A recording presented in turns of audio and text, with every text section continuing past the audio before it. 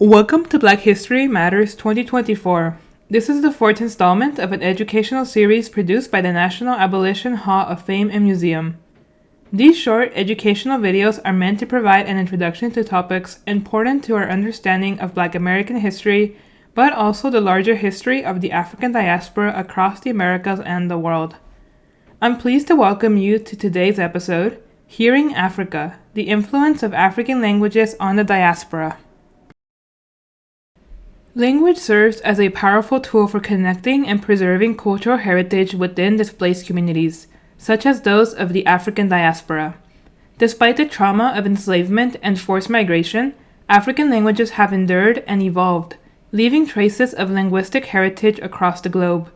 Among the languages that can now be found throughout the entire African diaspora are Swahili, Yoruba, Kikongo, and Akan. Swahili, a Bantu language originating from the East African coast, has become a lingua franca across much of East Africa, including Kenya, Tanzania, Uganda, and parts of the Democratic Republic of Congo. With roots in the Bantu languages of the region, Swahili emerged as a trade language along the Indian Ocean coast, facilitated by interactions between African, Arab, and Indian traders. Through the transatlantic slave trade, Swahili words and phrases were carried to the Americas, particularly in regions with significant Afro-Caribbean populations, where they continue to influence the local language and dialects. Yoruba, a Niger-Congo language spoken primarily in Nigeria and Benin, has also traveled across the Atlantic through the African diaspora. With a rich oral tradition and complex religious and cultural practices, Yoruba has profoundly influenced Afro-Caribbean religions, such as Santeria, Candomblé, and Voodoo. Enslaved Africans brought their linguistic and spiritual heritage to the Americas, where Yoruba words, chants, and prayers became integral components of religious rituals and ceremonies, preserving ancestral connections and spiritual beliefs across generations. Kikongo, a Bantu language spoken in Central Africa, particularly in the Democratic Republic of Congo, Angola, and Congo-Brazzaville, also traveled with enslaved Africans to the Americas. Through the slave trade, Kikongo words and phrases became embedded in Afro-Caribbean languages such as Haitian Creole and Gula, reflecting the enduring influence of Central African linguistic and cultural heritage in places where these communities thrive today and continue to exist. The last example is that of the Akan language, which has spread through the Americas and its diasporic community, leaving a West African linguistic and cultural heritage.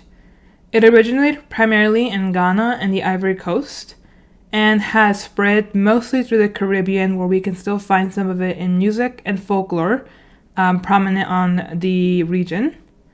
Communities of African descent in regions like the Caribbean, particularly countries like Jamaica, Haiti, and Trinidad and Tobago, have preserved and integrated Akan linguistic and cultural elements into their everyday lives, religious practices, and artistic expressions. From religious ceremonies to linguistic nuances in Creole languages and the vibrant rhythms of Afro-Caribbean music, we can see the legacy of the Akan language and how it continues to enrich the local language and maintain that connection to the past.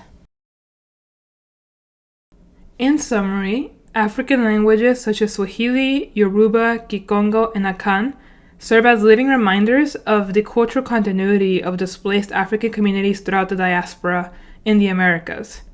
Despite the challenges of enslavement and displacement, these languages continue to connect and unite communities, preserving ancestral knowledge and traditions across identities, continents, oceans, and generations. Thank you for joining us today for this presentation on Hearing Africa, the Influence of African Languages on the Diaspora. On your screen, you will see a Google link that will take you to a form where you can fill out a survey to talk about your experience with this video. The link is also available in the video description. Your feedback helps us plan for future projects and to secure funding, so we really appreciate it if you can take a few minutes to fill it out. Once again, thank you so much, and we look forward to seeing you at our next presentation.